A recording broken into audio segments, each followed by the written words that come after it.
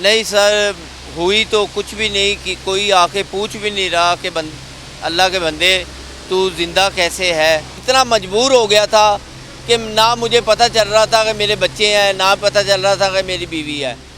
तो मेरे पास बनने के पैसे नहीं है। ये भी किसी ने मेरी मदद की है, रेस्क्यू ने मेरी मदद की है, वो मैं सही करवा रहा हूँ रिक्शे को कि सरकारी नौकरी दी जाएगी, एक घर दिया जाएगा, मरियम नवाज़ आपको गाड़ी देगी तो वो आपके बच्चों की क्वालिफिकेशन का करेगी। सर अभी मैं किराए पे हूँ, थीम पार्क में मैं रहता हूँ। मेरा जो घर है वो लेंटर तक खड़ा हुआ है, अभी भी वो मेरे पता नहीं अंदर वाली कैफियत। सर मैं क्या बताऊँ, बड़ा मजबूर हूँ अभी भी।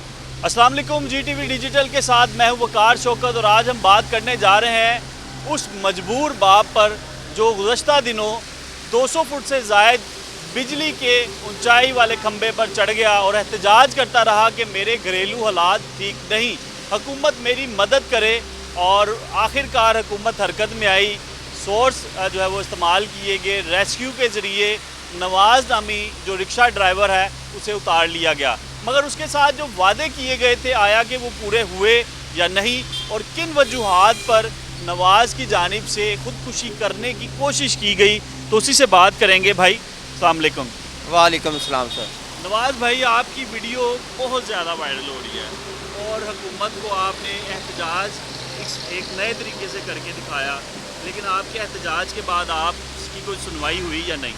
नहीं सर, हुई तो कुछ भी नहीं कि कोई आके पूछ भी नहीं रहा कि अल्लाह के बंदे तू ज़िंदा कैसे है, कि अभी तक सांस भी तुझे आ रहा है कि नहीं आ रहा, कुछ भी नहीं हो रहा। तो एहतजाज जो मैंने किया वो मैं करना नहीं चाहता था, हालात से मुकाबला कर रहा था। लेकिन क्या वजह थी? इतने ऊंचे खंबे पर चढ़ गए, करंट नहीं लगा, डर नहीं लगा आपको? सर जब बंदा अपने आप से बाहर हो जाता है ना, कि जब कोई वसाइल सामने कोई आने वाला या जाने वाला या मदद करने वाला नज़र नहीं आ रहा अल्लाह के सिवा, तो वो बंदा बेबस हो जाता है। तो वो मैं इतना मजबूर हो गया था कि ना मुझे पता चल रहा था कि मेरे बच्चे हैं, ना पता चल रहा था कि मेरी बीवी है। मेरी दुनिया तो वही थी। जब मैं ऊपर चढ़ गया, मेरे बीवी बच्चे नीचे आ गए, पुलिस ने, पंजाब पुलिस की मेहरबानी है, उन्होंने बुलवाया उनको, तो वो मैं फिर बहुत नर्वस हो गया उनको देख के। इसको अपनी फैमिली को देख? अपनी फैमिली को। हालांकि मैं लड़के भी उससे झगड़ा करके भी आया हूँ, वो उसका भी हक है बीवी का मांगना, क्योंकि बच्चे 2 दिन से मेरे बच्चे बहुत कम खाना खा रहे थे।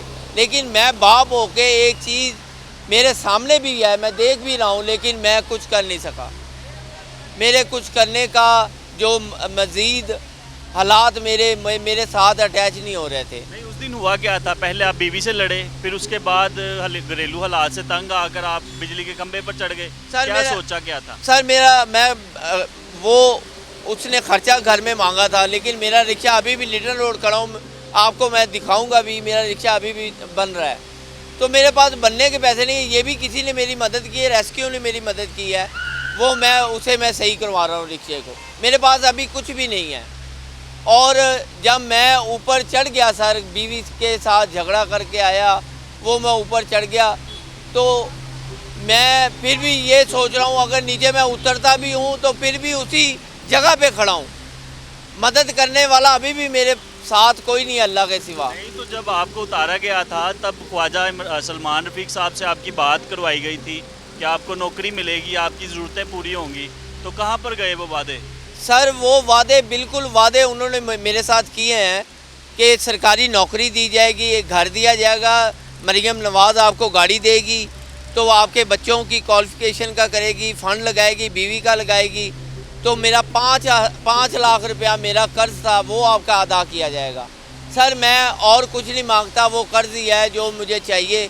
मैं लोगों को दे के मैं सुकून की नींद सोऊं, मेरे बच्चे रोटी खा के सुकून से सोएं। बताएं, आपका रिक्शा अपना है, अपनी जो आपका घर है वो भी अपना है या किराए पर है? सर अभी मैं किराए पे हूँ, थीम पार्क में मैं रहता हूँ। मेरा जो घर है वो लेंटर तक खड़ा हुआ है, अभी वो पूरा मुकम्मल नहीं है, वो भी किस्तों पे लिया है। और जो मेरा रिक्शा है वो भी मैंने किस्तों पे लिया है। बैंक से मैंने लोन लिया 1 लाख रुपया आयशा पाकिस्तान से मैंने, तो वो रिक्शा लेने के लिए 3-4 जगह पे मैं 10-10 हज़ार रुपया किस्त देता हूँ। तो वो बताएं कि जब आपको करंट लग रहा था, जब आप ऊपर थे, तो उसके बाद आपकी तबीयत कैसी है? ठीक है आप? सर मेरी अभी भी ये जो मेरी टांगे हैं ना दर्द करती हैं। मैंने आपको पहले बताया था सर, मैं हॉस्पिटल में मैं हूँ, मैं दवाई लेके आया हूँ। अभी भी वो मेरे पता नहीं अंदर वाली कैफियत, सर मैं क्या बताऊँ, बड़ा मजबूर हूँ अभी भी, बताने में मुझे शर्म आ रही है। साहिबा को क्या मैसेज देंगे दोबारा से?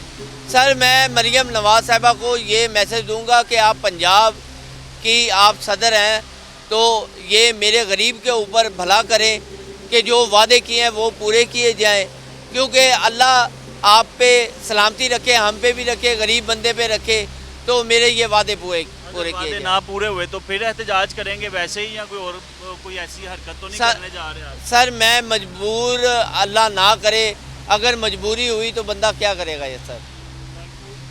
मरियम नवाज़ साहिबा की जानिब से जिस दिन नवाज़ की जानिब से एहतजाजन जो है वो ख़ुदकुशी करने की कोशिश की गई थी, खंबे पर चढ़ा गया था नवाज़ की जानिब से, तो हुकूमत की जानिब से वादा किया गया था कि इसके तमाम कर्जा जात उतारे जाएंगे, इसके घरेलू हालात के लिए हुकूमत मदद करेगी। मगर इसकी जानिब से आज भी ये शिकवा किया जा रहा है कि मेरी मदद किसी ने ही नहीं की, घरेलू हालात से तंग हूँ, रिक्शा अभी तक ख़राब है।